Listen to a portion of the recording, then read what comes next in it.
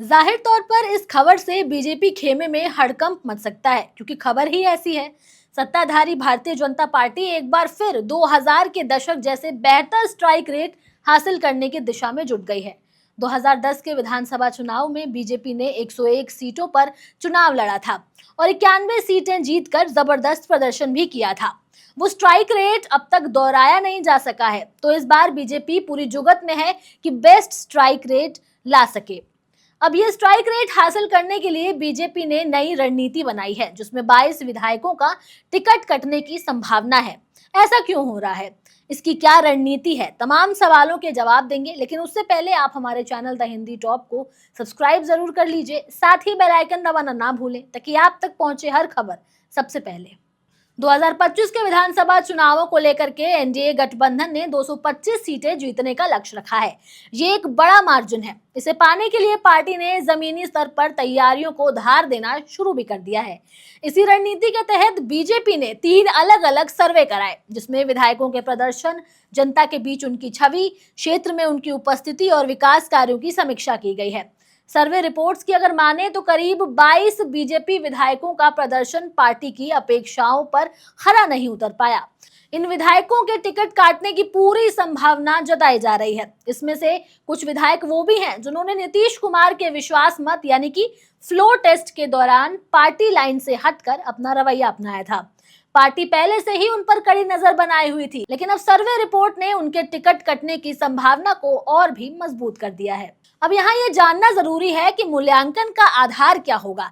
सर्वे के मुताबिक इसमें कुछ जरूरी पहलुओं को ध्यान में रखा गया है, जिसमें विधायक के क्षेत्र की उपस्थिति, जनता के बीच उनकी लोकप्रियता, विकास कार्य, विपक्ष या सत्ता में रहते हुए विधायक की सक्रियता और सबसे जरूरी मीडिया में उपस्थिति बनाम जनता के बीच उपस्थिति जैसे पहलुओं पर गौर किया गया है।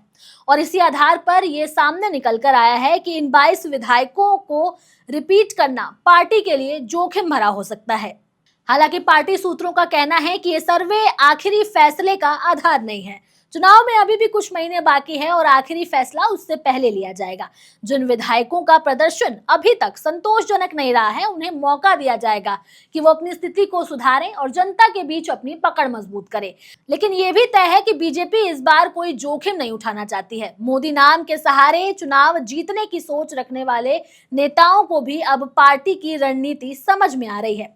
पार्टी चाहती है कि हर उम्मीदवार अपने क्षेत्र में मजबूती से जनता का प्रतिनिधित्व करे और उसकी अपनी छवि हो। देखिए, बीजेपी का मानना है कि वो 2025 में अपने मिशन 225 को तभी सफल बना सकती है जब हर सीट पर उसका उम्मीदवार मजबूत हो। पार्टी कोई भी कमजोर कड़ी अपने साथ नहीं रखना चाहती। यही वजह है कि पार्टी ने इस सर्वे को पूरी गंभीरता से लिया है और टिकट वितरण से पहले कई बार इसकी जांच की है। पार्टी के अंदर ये भी एक चर्चा का मुद्दा है कि कई ऐसे विधायक हैं जो टीवी डिबेट और सोशल मीडिया पर सक्रिय रहते हैं, लेकिन अपने क्षेत्र की जनता से वो पूरी तरह से कटे हुए हैं। ये विधायक अपने राजनीतिक प्रचार को डिजिटल प्लेटफॉर्म तक सीमित रखे हुए हैं, लेकिन जमीनी हकीकत कुछ और है। सर्वे में ये बात खुलकर सामने आई है कि जनता का भरोसा इन नेताओं पर नहीं रह गया है। जहां बीजेपी अपनी तैयारी में जुटी हुई है, वहीं कांग्रेस ने अपने चुनावी वार रूम का कोऑर्डिनेटर तक नियुक्त कर दिया है। दिलीप जायसवाल को बीजेपी का प्रदेश अध्यक्ष बने 6 महीने से अधिक हो चुका है, लेकिन उन्होंने अब तक अपनी टीम की घोषणा नहीं की है। यह भी पार्टी के आंतरिक रणनीति में एक बड़ी कमी के रूप में देखा जा रहा है। ऐसे में आगे यह देखना खास होगा कि बीजेपी ने जो 22 विधायकों का पत्ता काटने का फैसला किया है, उस पर अंतिम मुहर कब लगती है। फिलहाल इतना तय है कि जिन 22 विधायकों के नाम पर संशय बना हुआ है, उनके लिए अगले कुछ महीने बेहद खास होने वाले हैं।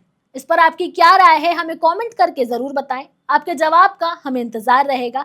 मैं आपके साथ तनु चतुर्वेदी, कैमरे के उस पार मेरा साथ दे रहे थे मेरे साथी शिव कुमार। ऐसी ही और तमाम खबरों के लिए आप सब्सक्राइब करें हमारे चैनल द हिंदी टॉप को। साथ ही हमें एक्स यानी ट्विटर, फेसबुक और इंस्टाग्राम पर भी फॉलो करें।